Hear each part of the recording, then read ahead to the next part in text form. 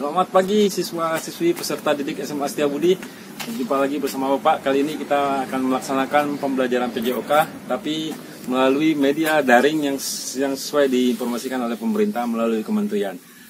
Yang selama ini kita bertemu pembelajarannya di sekolah, tapi kali ini kita di rumah karena mengikuti anjuran dari pemerintah untuk melawan COVID-19 dengan stay at home, tapi tidak mengurangi semangat kita untuk terus berolahraga. Seperti Bapak, hari ini baru saja selesai melakukan kegiatan olahraga bola besar, bola kaki hanya dengan juggling di halaman teras depan rumah. Nah, nanti Bapak akan menjelaskan materi pembelajaran kita berikutnya, yaitu pembelajaran materi tentang pergaulan sehat dan narkoba.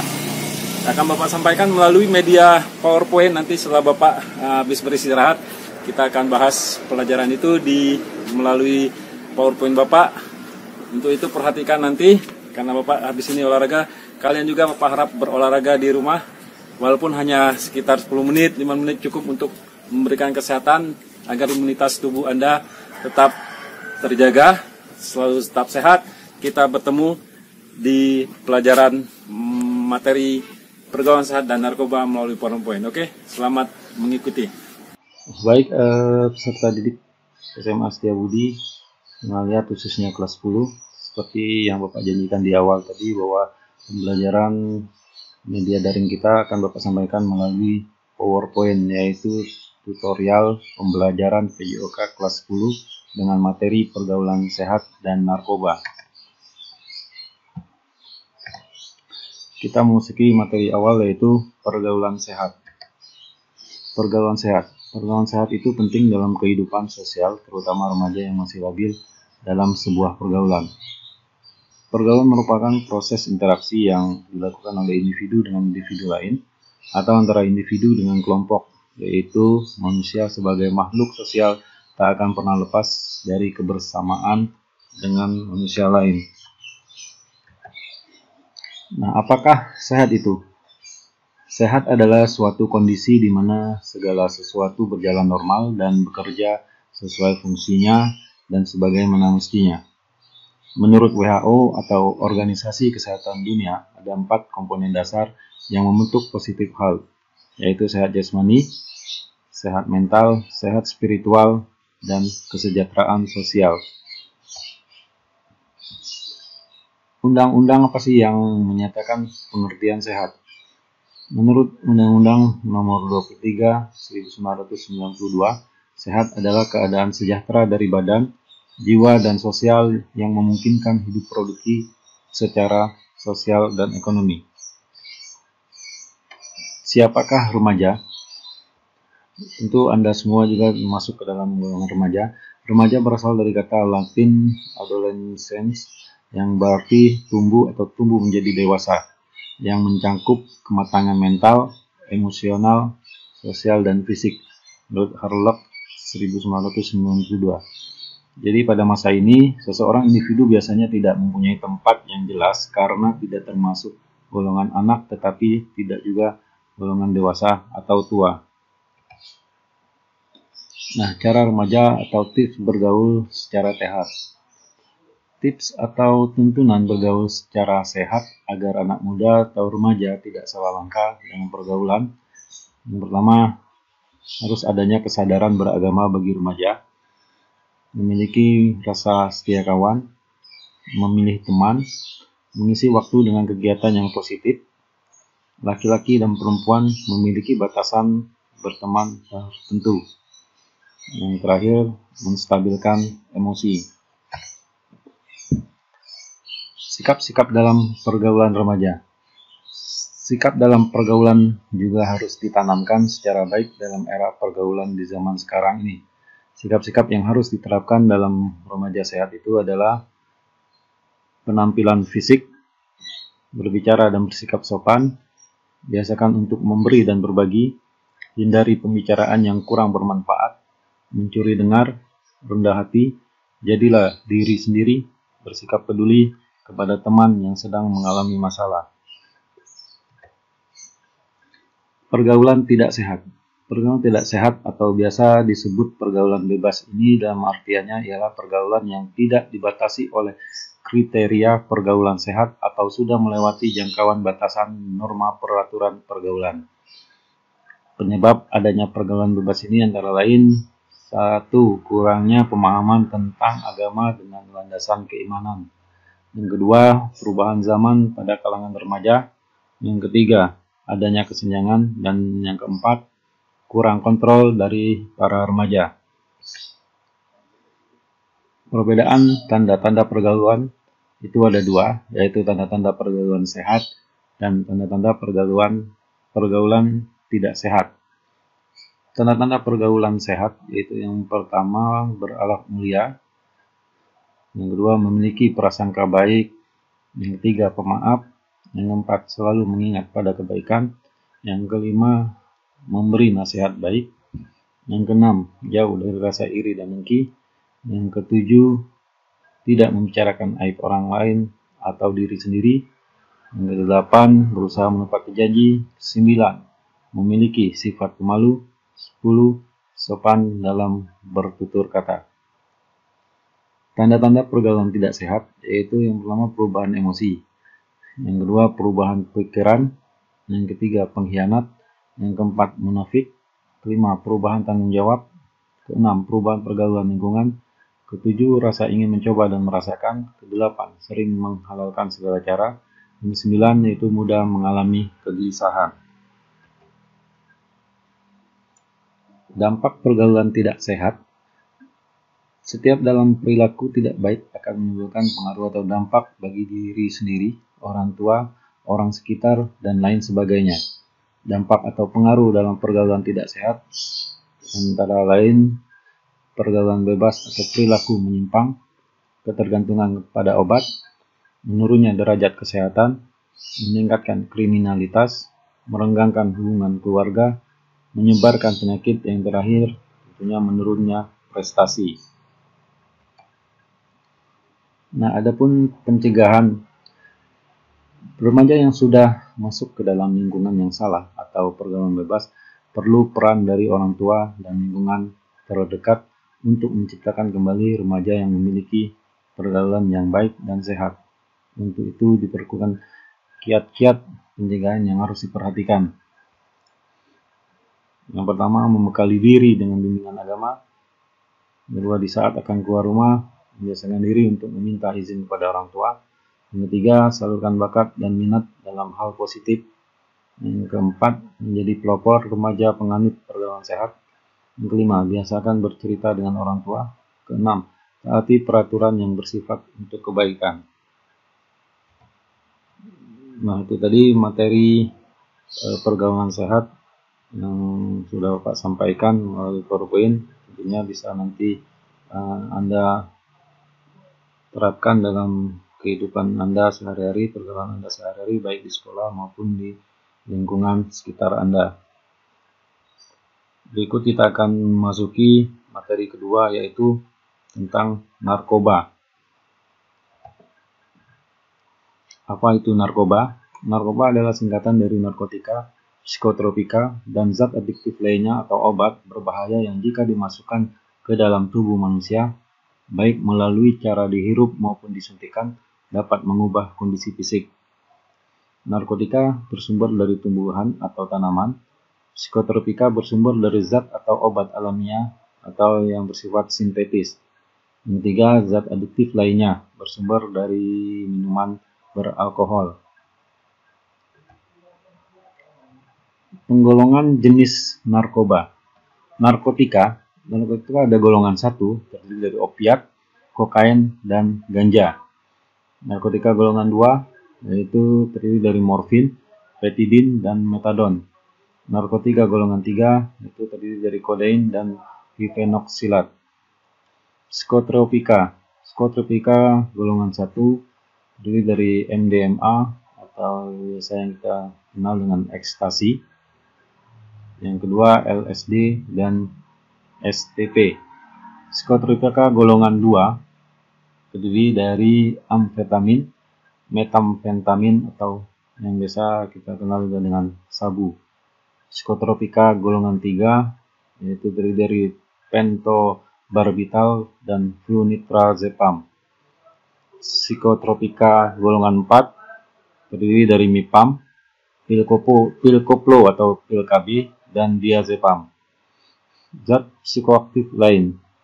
Zat psikoaktif lain golongan 1 yaitu alkohol, golongan 2 inhalanisial atau solvent atau gas atau zat yang mudah menguap. Zat psikoaktif golongan 3 yaitu nikotin, dan zat psikoaktif golongan 4 yaitu kafein. Apa pendapat WHO tentang narkoba? WHO tahun 1982 mendefinisikan narkoba sebagai semua zat kecuali makanan, air, oksigen yang jika dimasukkan ke dalam tubuh dapat mengubah fungsi tubuh secara fisik dan atau psikologis. Nah, bagaimana narkoba dapat masuk ke dalam tubuh kita? Narkoba dapat masuk melalui ditelan atau dimasukkan ke dalam mulut. Obat akan meluncur ke pusat usus besar dan diserap ke dalam aliran darah di dalam pencernaan. Yang kedua, bisa melalui disedot gasnya, seperti penggunaan lem. Gas yang mengandung zat memabukkan itu menembus aliran darah yang ada dalam rongga hidung. Yang ketiga, bisa dilakukan dengan cara dihisap, seperti merokok. Zat atau asap akan masuk ke dalam kantung-kantung udara di paru-paru dan diserap oleh pembuluh-pembuluh rambut atau kapiler ke dalam aliran darah.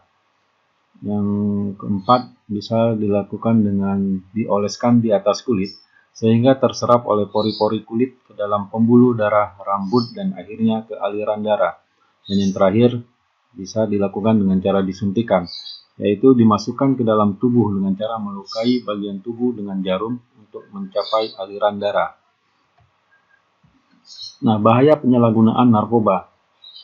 Bahaya narkoba terhadap fisik, yaitu adanya gangguan pada sistem saraf atau neurologis, gangguan pada jantung dan pembuluh atau kardiovaskuler, gangguan pada kulit, dermatologis, gangguan pada paru-paru atau pulmoner, sering sakit kepala, mual-mual dan muntah, murus-murus, suhu tubuh meningkat, pengecilan hati, dan insomnia. Yang berikut, gangguan terhadap kesehatan reproduksi, yaitu gangguan pada endokrin, seperti penurunan fungsi hormon reproduksi atau estrogen, progesteron, testosteron, serta gangguan fungsi seksual. Gangguan terhadap kesehatan reproduksi pada remaja perempuan antara lain perubahan periode menstruasi, ketidakteraturan menstruasi, dan amenorrhea atau tidak mengalami haid. Yang kedua, bahaya narkoba terhadap psikologi, yaitu akan terjadi kerja lamban dan ceroboh, sering tegang dan gelisah, hilang rasa percaya diri, apatis, penghayal, penuh curiga, agitatif atau menjadi ganas dan tingkah laku yang brutal, sulit berkonsentrasi, perasaan kesal dan tertekan, cenderung menyakiti diri, perasaan tidak aman, hingga bahkan melakukan tindakan bunuh diri. Yang ketiga yaitu bahaya narkoba terhadap lingkungan sosial, yang bisa menimbulkan gangguan mental, menimbulkan antisosial dan asusila, dikucilkan oleh lingkungan, merepotkan dan menjadi beban keluarga, pendidikan menjadi terganggu, dan masa depan suram.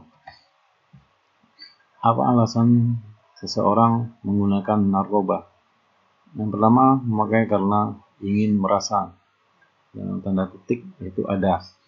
Yang kedua, memakai untuk melarikan diri dari masalah atau ingin rileks. Yang ketiga, memakai karena lagi bosan. Yang keempat, memakai karena media secara nggak langsung masih menganggap narkoba itu keren. Yang kelima, memakai karena merasa tambah terlihat lebih dewasa. Memakai karena ingin memberontak. Dan yang terakhir, memakai karena ingin mencoba. Apa saja sanksi pengguna narkoba? Sanksi-sanksi penyalahgunaan narkoba. Yang pertama, sanksi hukum. Keberadaan seseorang yang menyalahgunakan narkoba dapat dikenakan hukum pidana sesuai dengan klasifikasinya, yaitu bagi pengguna, bagi pengedar atau produsen pidana seumur hidup, pidana mati, dan ditambah denda. Yang kedua, sanksi sosial. Keberadaan penyalahgunaan narkoba seringkali menimbulkan rasa resah pada masyarakat sekitarnya. Oleh karena itu, mereka cenderung agak dikucilkan dalam pergaulan masyarakat. Yang ketiga, sanksi moral. Pada prinsipnya, ajaran agama melarang untuk mengkonsumsi zat-zat yang dapat merusak jiwa dan raga. Oleh karena itu, penyalahgunaan narkoba dianggap sebagai pelanggaran ajaran agama. Nah, undang-undang apakah yang menjelaskan tentang narkotika?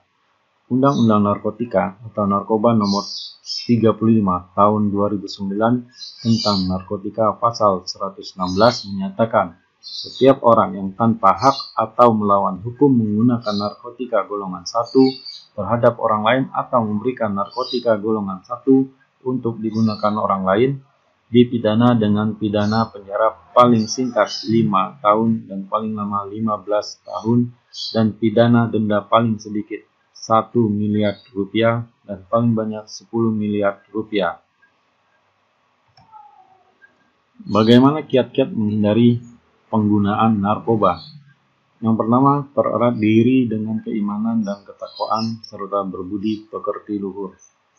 Pribadi yang beriman akan menumbuhkan budi pekerti dan perilaku yang terpuji.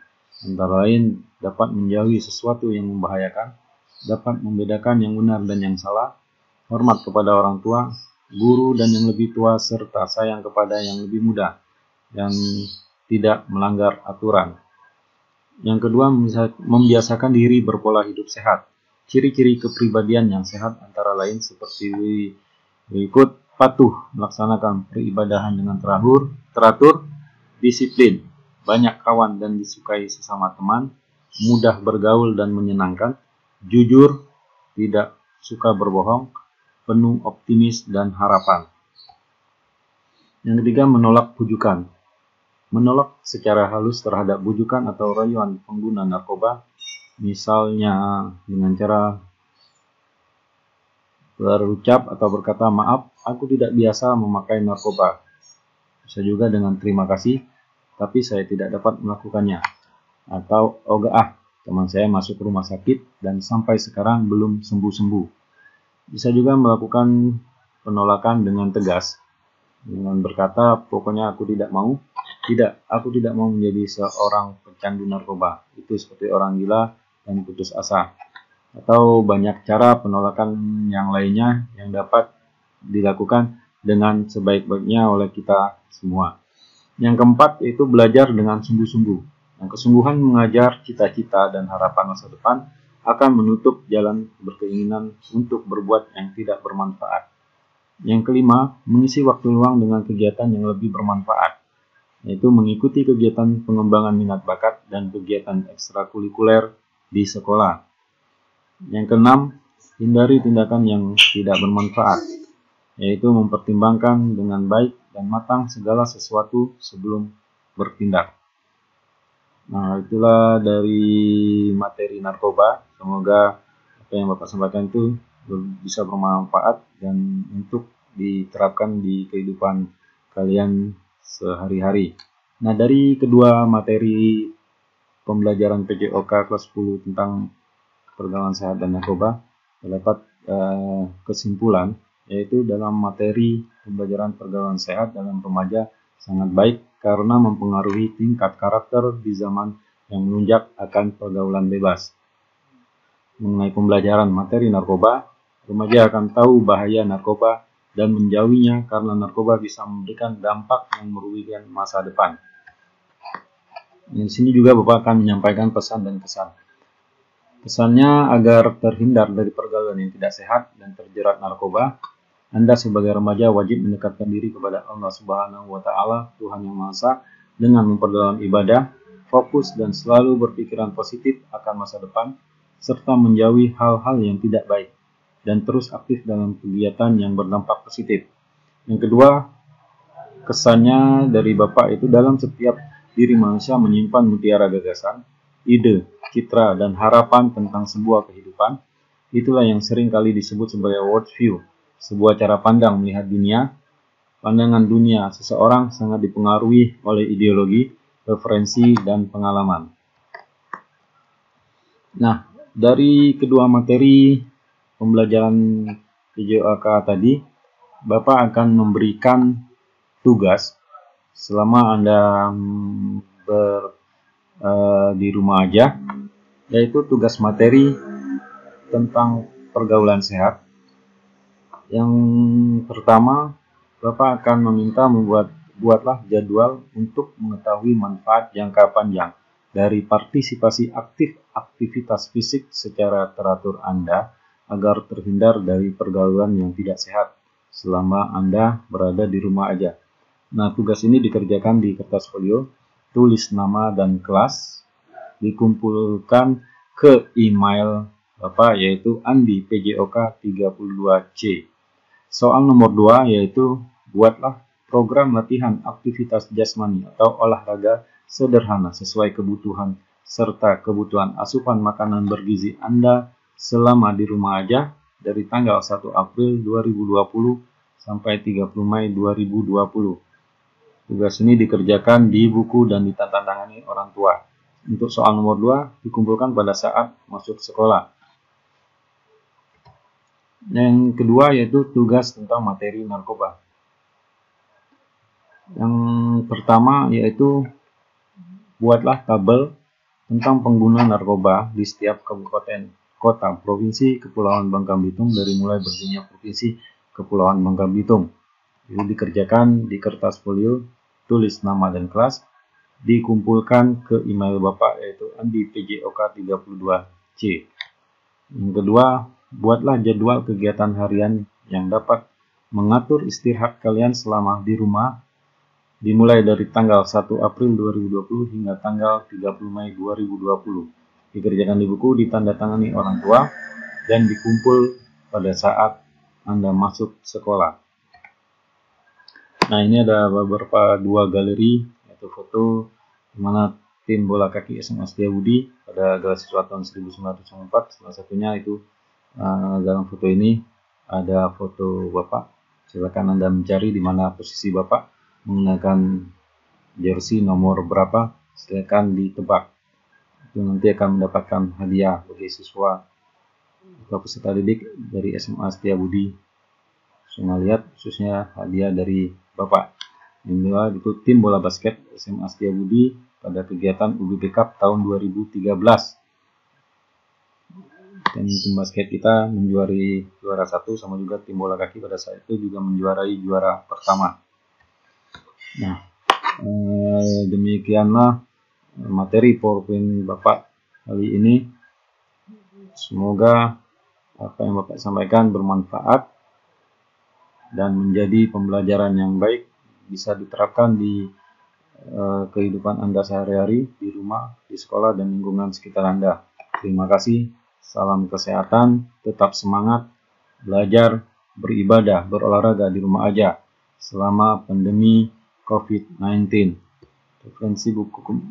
Referensi buku Kementerian Pendidikan dan Kebudayaan Republik Indonesia 2016. Terima kasih sudah menonton tayangan-tayangan kami.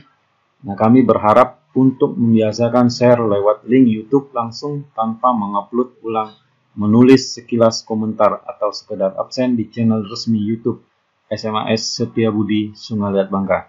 Jangan lupa untuk selalu menekan tombol subscribe dan like sebagai penyemangat kami agar channel ini tetap diminati dan bertahan.